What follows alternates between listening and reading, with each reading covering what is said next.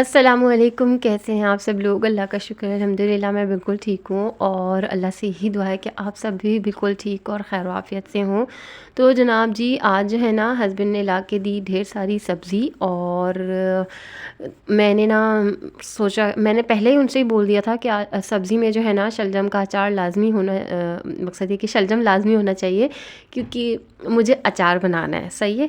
तो मैंने जो है वो शलजम के अचार की तैयारी सुबह में ही कर ली थी और उसके बाद जो है ना अपना मैं इसकी रेसिपी आप लोगों को साथ साथ थोड़ी थोड़ी बताती जाती हूँ। तो शलजम को मैंने सबसे पहले जो है ना छील लिया, उसके बाद उसको अच्छी तरीके से धो लिया और इसके दरमियान में ना मैंने इसके लिए पानी को ना जैसे गर्म करने के लिए रख दिया हल्की आंच पे। सही है। अब उसको आपने सर्कल्स में ना अपने हिसाब से काटना है। कुछ लोगों को ना पतले पसंद होते हैं, कुछ लोगों को ना बिल्कुल बारीक पसंद होते हैं और कुछ लोगों को मेरी तरह ना इस तरीके के थोड़े से मोटे पसंद होते हैं। तो मैं ना अपने हिसाब से थोड़ा सा इसको साइज़ को ना काट लेती हूँ। बस फिर मैंने इसको गर्म हल्का सा जो है वो पानी में उबलने के लिए इसको रख देंगे। हमारे यहाँ तो गैस ही इतनी आ रही है फ़िलहाल ना, तो बस इस इतने ही पानी में इसको जो है वो गर्म करने के लिए रख देंगे।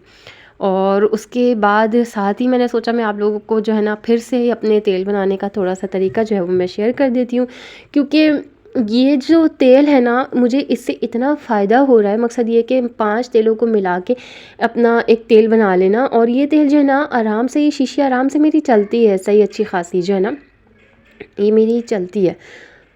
तो मैंने सोचा कि मैं आप लोगों के साथ भी ये शेयर कर दूं कि मैं किस तरीके से ये ऑयल जो है अपनी बेटी के लिए बना के रखती हूँ और मैं भी इसी को इस्तेमाल करती हूँ। लेकिन मैं जो हूँ ना, मकसद ये है कि मीनवाइल मैं बीच बीच में कोई और सा भी कभी कोई तेल लगा लेती हूँ, लेकिन इसको जो है ना मैं सिर्फ यही तेल लगाती हूँ अपनी बेटी को। तो उन तेलों में मैं सबसे पहले जो है वो बादाम का तेल, फिर खोपरे का तेल, जैतून का तेल और ये मकसद ये कि ये तेल जो है ना ये आपने एक बराबर डाल लें। तो एक मकसद एक एक ही क्वांटिटी में बनाना है इन तीनों तेलों को।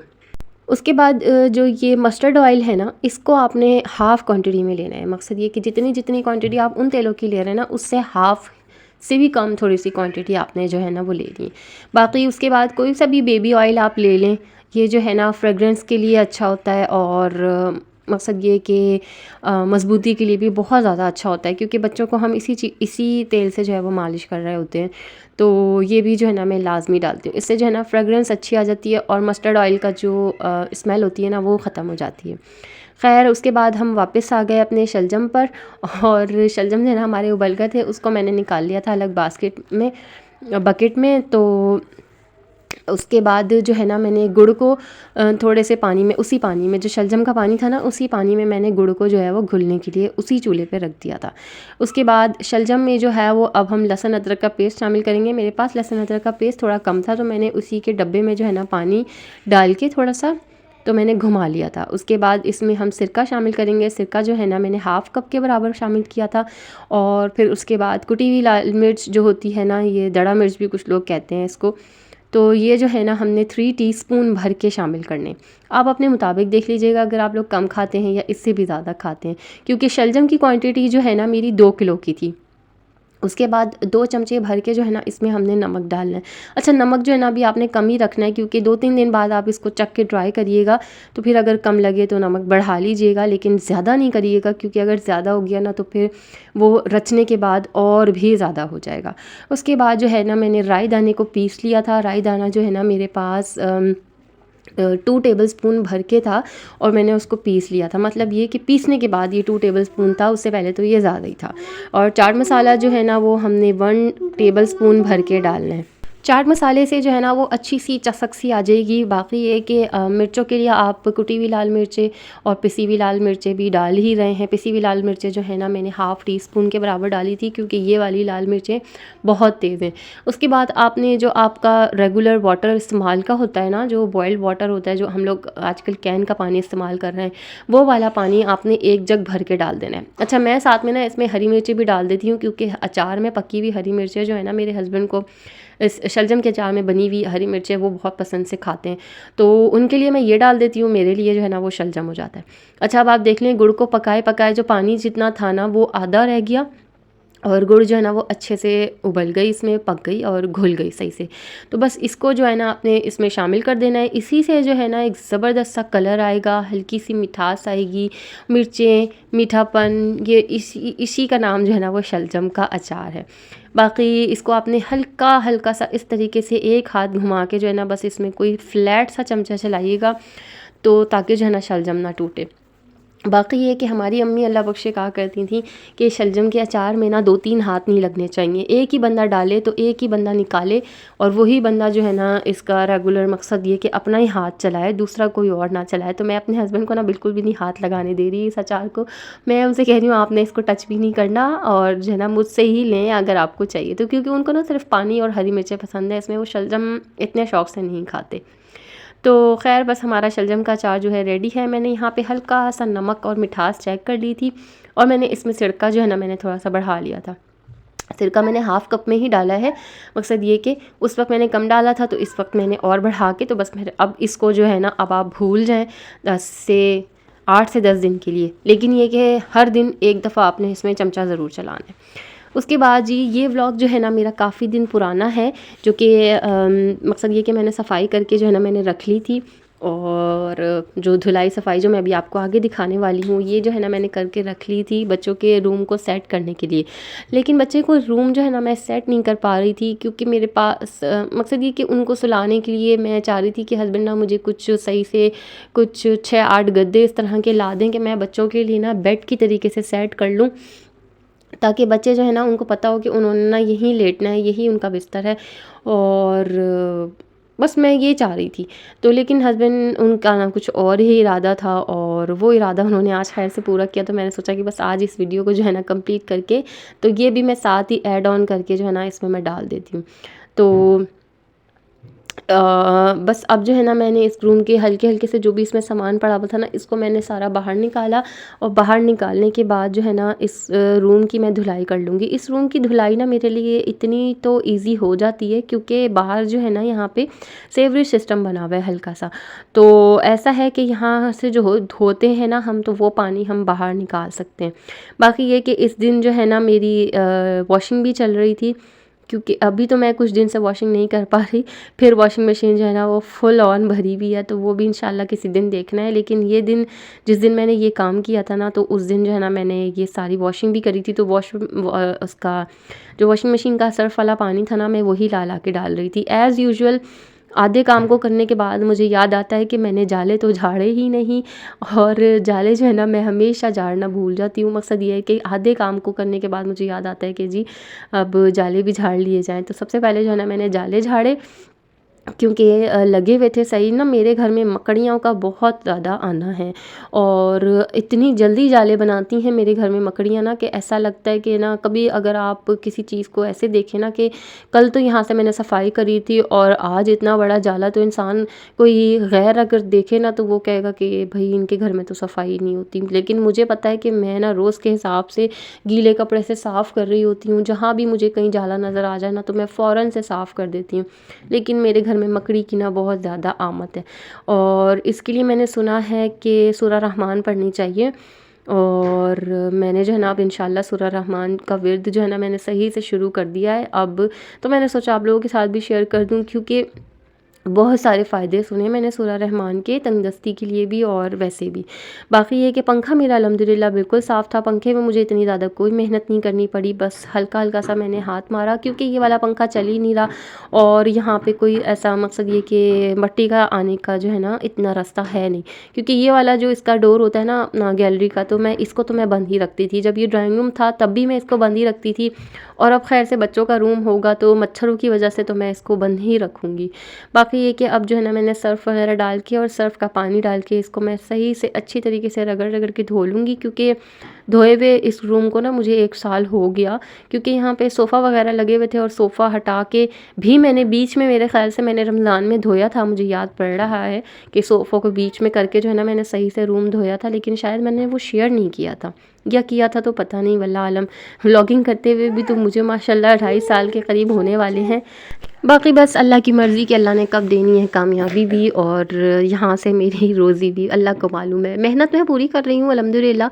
मेहनत मैं ना अपना 100% दे रही हूँ। कभी कभार बीच में जो है ना इस तरह से अपनी किसी बीमारी की वजह से या अपने डिमोटिवेट होने की वजह से कभी कभार छोड़ देती हूँ कि मैं कहीं ये फ़िज़ूल तो नहीं कर रही, लेकिन पता नहीं अल्लाह को पता है। मैं ना सोचती हूँ कि मैं कुछ नहीं करने से करना ही बेहतर है ना। तो कभी कभार ना आपने इस तरह की कोई स्टोरीज सुनी होंगी और यूट्यूब पे वीडियोस भी देखी होंगी कि कुछ इंसान जो है ना वो पहाड़ खोद रहे होते हैं, खोद रहे होते हैं, खोद रहे होते हैं और वो खोदते खोदते ना इतना थक जाते हैं कि बस वो बीच में से ही चले जाते हैं और उनकी अगली ही मकसद ये कि वो अगली कुल्हाड़ी मारने वाले होते ही हैं कि आगे जो है ना वो हीरे जवाहरात होते हैं, लेकिन वो उससे पहले ही थक जाते हैं और अपनी कुल्हाड़ी ना वहीं छोड़ के निकल जाते हैं। तो मैं हमेशा जब भी मैं डीमोटिवेट होती हूँ ना, मुझे वो वाली वीडियो जो है ना मेरे दिमाग में आ जाती है कि नहीं, मैंने डीमोटिवेट नहीं होना।